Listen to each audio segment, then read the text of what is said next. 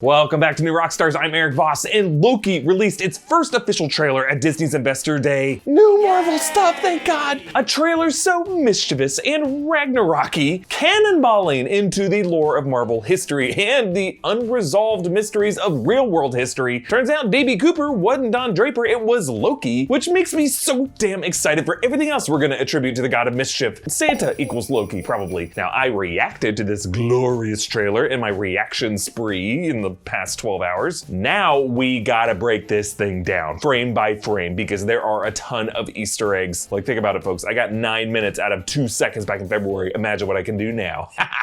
Let's get started. The trailer opens with familiar shots of Avengers Endgame when the Avengers revisited Loki's arrest during the Time Heist, but Tony Stark butterfingered the Tesseract, allowing Loki to escape. Now we see where he went through a Bifrost-esque blast through space. Now we even end it by passing through what looks like the Eye of Heimdall, as past trips through the Bifrost have appeared to do. It's interesting to see the Tesseract function similarly to the Bifrost, because until now they have been at least 2 different forms of magic in the MCU, one an Infinity Stone, the other All-Father magic, that both do the same thing, allow teleportation from anywhere in the universe. But this Bifrost imagery suggests to me that those 2 magics might really be linked, as many of us have suspected. Odin did possess that Tesseract for millennia, and according to children's books and the Thor movie, he only crossed that rainbow bridge when he was bringing the Tesseract to Norway back in the old days. So maybe Odin derived that Bifrost power from that stone. Oh, look at me going on about the technicalities of the science of the MCU when there is a whole trailer to break down. I got it, Odin, I'm moving on.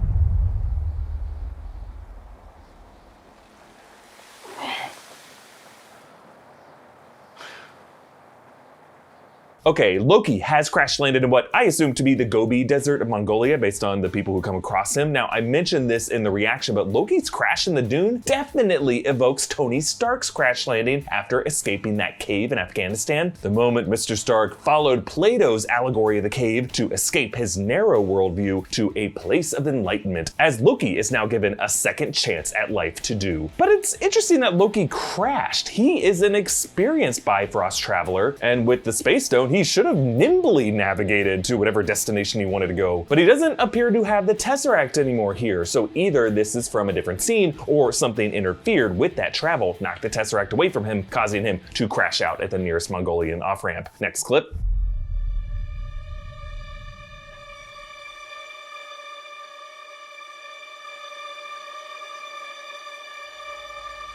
You're taking me somewhere to kill me.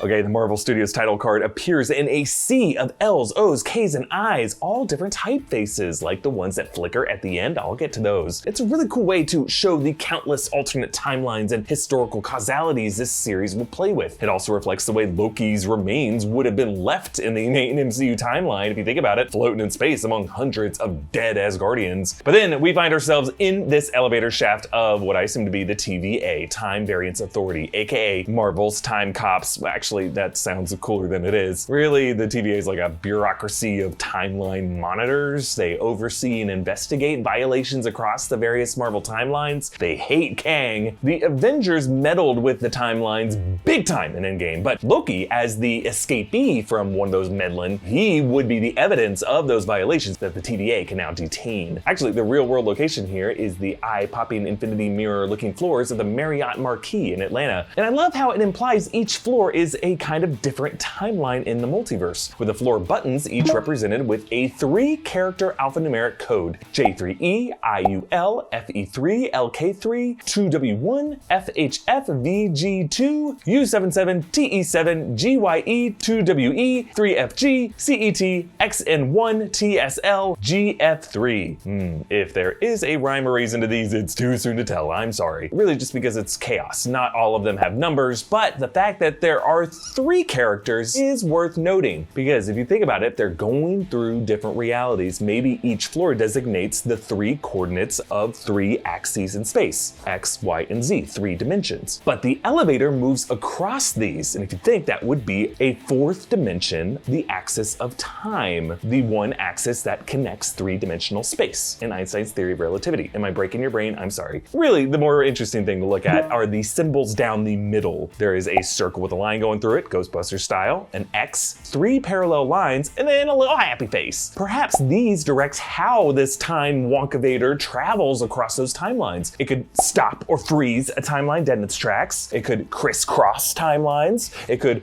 reset timelines to run parallel without interference. And then one where it's just like, surprise me. Let me know what you think these are. Let's move on. No, I'm taking you someplace to talk. Well, I don't like to talk. But you do like to lie, which you just did. Because we both know you love to talk. Talky. How long have you been here? I don't know, it's hard to say. You know, time passes differently here in the TVA. What does that mean? You'll catch up. Okay, Loki is detained as a prisoner in this. He wears a TVA jumpsuit and this collar, I believe that says danger, maybe explosive collar. He is with Owen Wilson's character. The closed captions reveal his name to be Mobius M. Mobius. Love it. That name is actually the most recurring manager of the TVA in the comics. They all have goofy names. The name Mobius does come from the same impossible geometric shape that Tony Stark conceptualized to crack the code of time travel in Endgame. This time in the shape of a Mobius strip, inverted, please. And Mobius uses some subtle wordplay of his own here. Time passes differently here in the TVA. What does that mean? You'll catch up.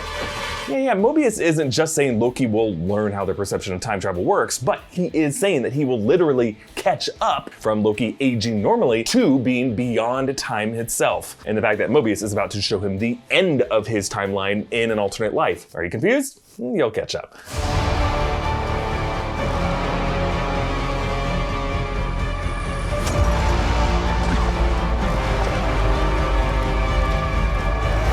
So chrono monitors enter this tent. Look at the background. There is someone wearing Elizabethan garb, it looks like. This could be just a Ren fair, but since we know this show is hopping through time, I think these chrono monitors are hunting down a time fugitive. And I think the one they seek is this hooded figure who drops the lantern, attacks the chrono monitor. In the reaction, I speculated this could be someone like Dr. Doom, since Richard E. Grant is going to be playing some kind of villainous character in this show. But based on this person's hands, I think this could be Sophia DiMartino's character, who I speculated in a set photo breakdown earlier this year could be Lady Loki, based on a comic when Loki's soul was transferred to a female body after the comics Ragnarok event. Maybe there is an alternate timeline where Loki is in a female form, and that is the maniac that this Loki now has to try to hunt down and stop in a plea deal to clear his criminal record with the TVA. Stop the even more evil version of yourself and you can walk free. But before we continue, thank you to Honey for sponsoring this video. With the holidays coming up and all of us spending more time inside,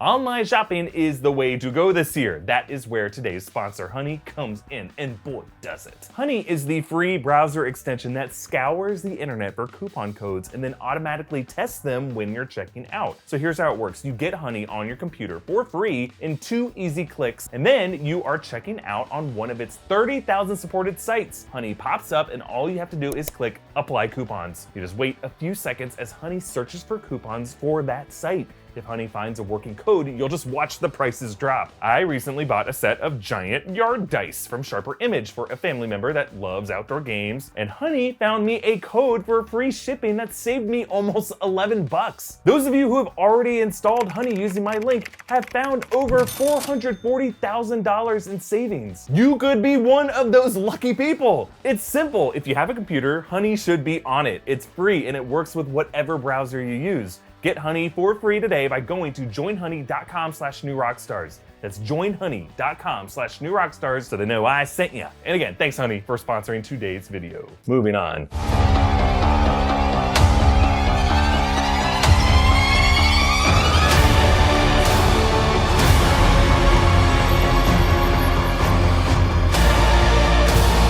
So Loki is brought before this awesome looking courtroom, 3 looming faces, and this judge that is played by Gugu Mbatha-Raw. She could be one of the known justices of the TVA. There's Justice Peace, Justice Love, Justice Goodwill, but those 3 faces, I believe, are the same faces that we see in the giant statues in the interior courtyard. I'm wondering if these figures could be connected to the multiple faces, multiple identities of the Living Tribunal, the cosmic deity judge that oversees the universe. Like perhaps the Living Tribunal is the Chief Justice who oversees these lower level appellate court justices. Because notice behind Loki, you can see on the wall it reads 3 Time Court. Time Court meaning there are other types of court. These aren't just the TVA courts in this building, so there's probably some higher level judge overseeing other kinds of cosmic crimes. Also notice how later in the trailer, she and the chronomonitors brandish these batons. These reminded me of the staff of the Living Tribunal that Mordo showed Doctor Strange in Camartage. This is the staff of the Living Tribunal. Otherwise, why would you use a simple baton like this? Why would that be the weapon of choice? Now, the floors of this facility contain vast stacks of books, which is another interesting parallel with Camartage if you think about it. That confined all of its mystic, cosmic, multiversal wisdom into tangible book hard copies. Mobius and Loki use his projector to beam up Loki from past MCU moments, his arrest in the first Avengers movie, which this Loki would have just experienced, but also this famous Loki pose, which he actually makes in Ragnarok. Your savior is here! Which is odd because this Loki would not have lived that yet. Ragnarok was like 5 years after this. This tells us that Mobius is showing Loki how his life would have played out in that alternate timeline. And notice when Loki turns away uncomfortable, we can assume that Mobius is showing him his death in the grip of Thanos in Infinity War. A moment I too have used to trigger some cringes. I'm sorry.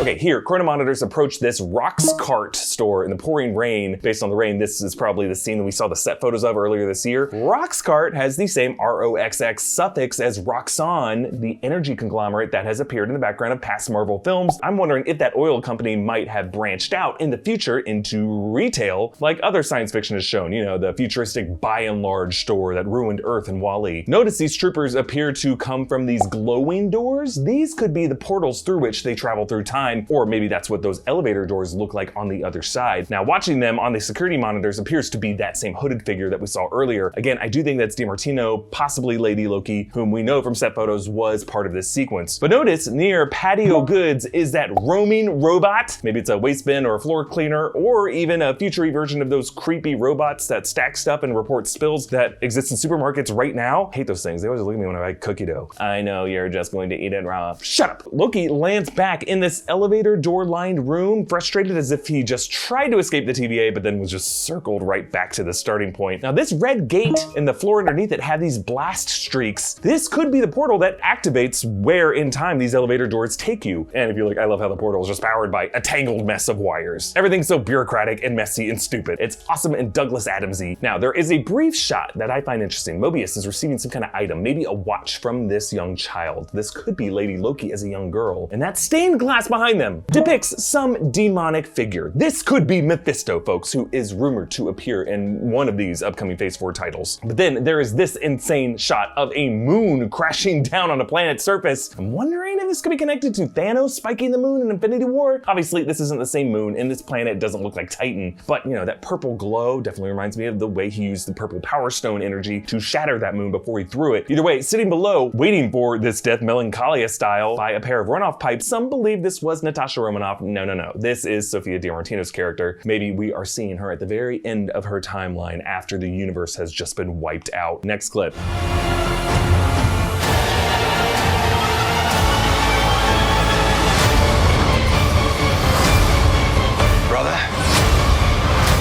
Okay, here we see Loki standing up in the midst of a similar post-apocalyptic chaos, but that is devastated New York behind him, including Avengers Tower. I'm thinking Loki could be popping into a dark alternate timeline in which Thanos' first wave of attack on New York when Loki led the Chitauri fleet was actually successful. And then we see the airport with cops watching as a bag of money is transferred to this flight attendant as Loki watches on in shades. Yes, Loki is DB Cooper here. In case you don't know who DB Cooper is, he is the infamous mystery man. If that was even his name. In 1971, he extorted a $200,000 ransom and he hijacked Northwest Orient Airlines Flight 305 from Portland to Seattle. And then he parachuted out and was never found. All they found of him was a few banknotes found in the Columbia River. I love this story and I love that Loki is digging into it because it suggests to us that this series is going to use Loki's time hopping to justify all these crazy mysteries of human history. Maybe they're gonna say all the Mandela effect occurrences that have come up, whether the Berenstein Bears or Sinbad being in a genie movie. All of these could have just been caused by Loki's rifts in the timeline. There's a really cool one of these that comes up at the end of the trailer. Stay tuned. Loki then runs on the surface of that same purple planet as the moon looms down on them toward this interesting looking shack. It is stamped with the number 21. Now his jacket reads Variant. Maybe the TVA agents have to wear certain clothes when they explore these variant timelines, like the Adjustment Bureau with that hat rule. And then Loki swings this woman around. This setting does look familiar to me. The architecture is similar to Camartage, though those are Roman numerals behind them. LXXIX, it looks like that would be 79. Kind of like that number 21 on the shack. Maybe the TVA access points are numbered in whatever the historical numerical system is. Now, the craziest set of this trailer is this red and white striped room, vines overgrowing everything. I'm assuming this is some kind of Loki throne room because there is a throne with an L over it. But this place is a total shit show. There's a shower stall, there's lamps, there's all kinds of odds and ends. It's like a junkyard. It honestly kind of feels like an evil lair that a future version of Loki has crafted for himself after screwing over a bunch of timelines and hoarding random crap from it. But by screwing up all those things like 1985 B Biff, Loki gets to be president in this one. Also notice how one of the fighters swings a weapon that looks like a knockoff Mjolnir. Like in this version, his Thor counterpart is his underling. Next clip.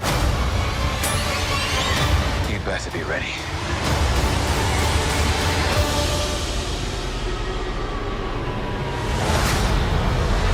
Yeah. Here is Loki's amazing DB Cooper jump with Heimdall catching him with a Bifrost. That explains it. So it does kind of sound like Idris Elba's Heimdall is back alive again, which does make sense, right? Because in these alternate timelines, Infinity War has not yet happened. And I love how they leave a few bills behind, the ones authorities would have found in the river. Perfect. Next clip.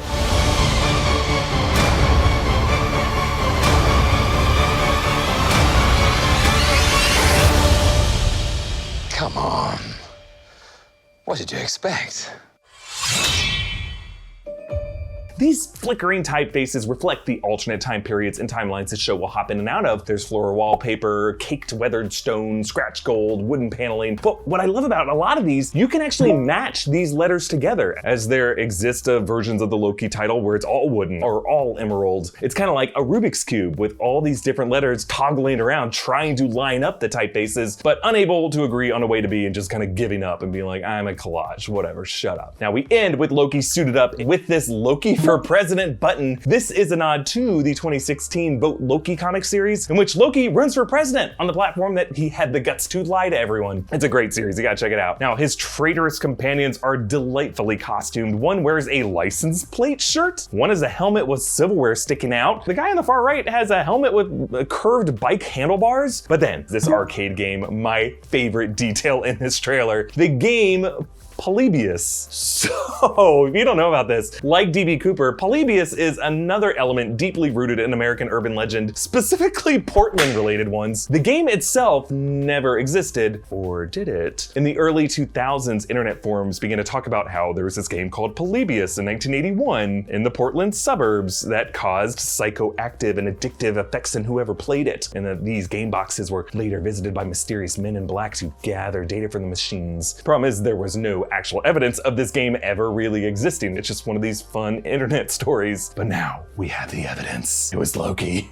It was always Loki. Yeah, Polybius is just another great example of how this Loki series is plugging in the god of mischief into the mischief and unexplained phenomena of history. And I am here for it. Look, I'm gonna be breaking down all of the trailers we got at Disney's Investor Day, but there is a lot to talk about. Thank you for your patience. Check out our great merch options at newrockstarsmerch.com. Subscribe to New Rockstars, hit that notification button, follow me at Erik Voss, follow New Rockstars.